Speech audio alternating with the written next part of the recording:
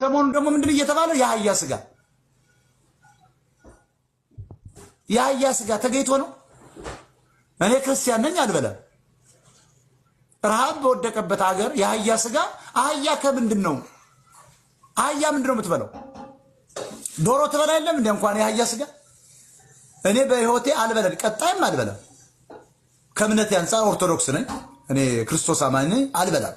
ሾናው ድፍን ስለሆነ ግን ረሃብ ቢመጣ የሚበላ ቢጠፋ ግን እንኳን የአህያ ስጋ የፈረስ አህያ ልለበልብል ይችላል። ለምን በል ረሃብ ነው። ነጭ ጽፎ የሰጠን ሾናው ድፍን ነው። እዚህ ሀገር እኮ አሳማው እኮ ሾናው ድፍን ይቀጠቀጣል። ምኑን ታውቀዋል? አሳማ በየቦታው ነው አለ። ፖርክ ይባላል። ነጭ እኮ አለ፣ ቀይ እኮ ነው የፖርክ ስጋ፣ ነጭ እኮ አለ፣ ቀይ ስጋ። ያ በጣም ያተሰርቶ ምናምን ሳንዱች ነው ይነፋው። ምንም አይሆንም ሰው። አህያ ምንድነች? ዶሮ ትበላ የለም? ዶሮ እኮ ኤችአይቪ ያለባትን ሴት ያደረገ ወንድ የጣለውን ኮንዶም ትውጣለች። ዶሮ እኮ የሰው አር ትበላለች። ዶሮ እኮ ቆሻሻ ነገር ትበላለች። ዶሮን ትበላ የለው የኢትዮጵያ ሕዝብ። አህያስ ኮንዶም ይበላል? አይበላም። አህያ አር ይበላል? አይበላም። አህያ የሚበላው ሰርዶን፣ አህያ የሚበላው ንጹህ ሰርዶ ሳር ነው። ሰርዶ ነው እየነቀለ የሚበላው። ስለዚህ ከዶሮ አህያ ይሻላል ማለት። ለምን? ሰርዶ ነው የሚበላ እንዴ። በሬ የሚበላው ሳር ነው። ላም የምትበላው ሳር ነው። ፈረስ የሚበላው ሳር ነው። አህያ የሚበላው ሳር ነው። አንበሳስ ሰው ይበላል። ጅብስ ሰው ይበላል። ቀበሮስ ከብት ይበላል። የሰው ስጋ ይበላል። የወደቀ አስክሬን ይግጣል። አየው፣ ይሄ እርኩስ ነው ማለት ነው። አህያስ ቅዱስ ነች። ጅልጥ የጅልጥ ልጅ እና አህያ ልጅ አንተ አስመሳይ ሆዳም ቆሻሻ። አንድ ሰው ለ10 ሰው ሼር አድርግ። ምን አባት ትፈራለህ? ትደበቃለህ? ገባ ብል ሀብታሙ እያለሁ ከታች ምን አባት ሰማ ውጣ ግባና ተመልከት። አሊያ ብሎክ ነው ማድረግ። እያንዳንዱ ግባ ወደ ውስጥ እያየው ነው። ከታች ተቦር ነው የምትባል ሰውዬ ግባ ወደ ላይ አንተ ታማኝ በየነ እያየው ነው። እያንዳንድ አብይ አህመድ ከአዲስ አበባ ግባ ወደ ውስጥ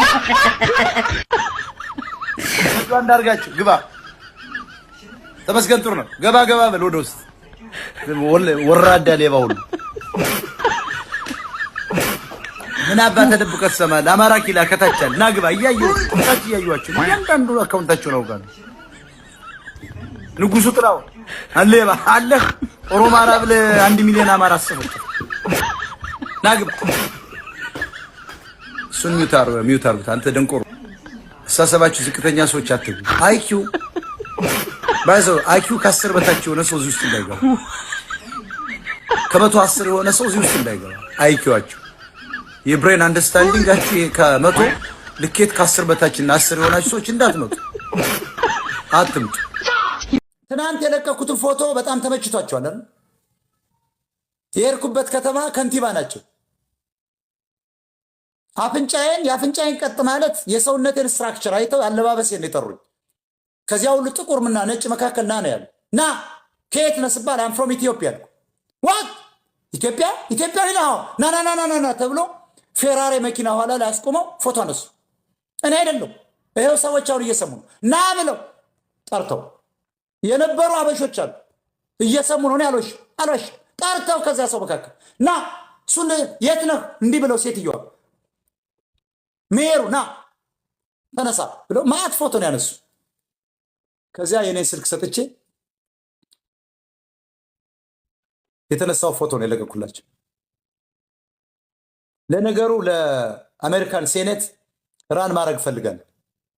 ስለዚህ ከዚህ በኋላ በእንደነዚህ አይነት አዳዲስ ክስተቶች መምጣት ነው የሚያዋጣ። አይተነዋል፣ ብዙ ነገር አላዋጣም። በእንደዚህ አይነት ክስተቶች ትከሰታለህ።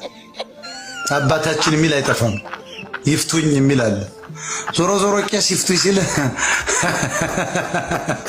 ቄስ እስኪያውን መለኩሴዎች የሚባሉ አባቶች ይፍቱኝ ትላለህ አይደል? ምንድነው መልሱ? እግዚአብሔር ይፍታ። አየው፣ ካህናት እንደማይፈቱ ያውቁታል። ተንደርድረው ለእግዚአብሔር አስረክበው ላጥ ነው የሚል መስቀላቸውን ይዘው ፈትቻለሁ የሚል ካህን ሰምተህ ታውቃለህ? አማራ ይችን እንኳን ጠይቆ ያውቅ። አባታችን ይፍቱን ብሎ በስሎ 3 ጊዜ ተሳልሞ ይፍቱኝ እግዚአብሔር ይፍታ ይለዋል። ቀሚስ ጎታችሁ እንደማይፈታቻችን ነፍስ ያውቃል።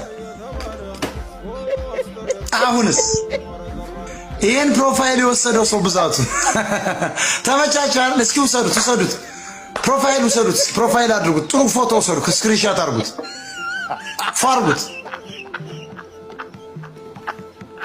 ኮሜንታችሁን ወደ ኋላ ወደዚያ ዙሩትና ባዶ አርጋችሁ ስክሪንሻት ውሰዱት። አቤት ግርማ ሞገስ፣ እናቴዋ ሞጣ ቀራኒዮ። እቺ ኮፍያ እኮ ሳንቲሟን ብታውቁ ምን ያህል እንደተገዛች የአንድ ያበሻ ቶዮታ ካምሪ እኮ ዋጋ ናት። ቀላል ዋጋ እንዳይመስል ኮፍያ ዝም ብሎ እንዳይመስል ቴክሳስ ኮፍያ። አሁን ለኢትዮጵያ ፕሬዝዳንት ብወዳደር አንደኛ አብይን በልጠዋለሁ በጠቅላይ ሚኒስትር ነው። እኔና አብይ አህመድ ነፃ ምርጫ ተደርጎ አሁን እኔ እውነቱን ልንገራችሁ ነፃ ምርጫ ተደርጎ እንደ አሜሪካን ሀገር በኮምፒውተር ቢቆጠር አብይ አህመድ 5% ያገኝ። ማንኛውም መጥቶ ከኔ ጋር ተወዳድሮ ያሸንፍ።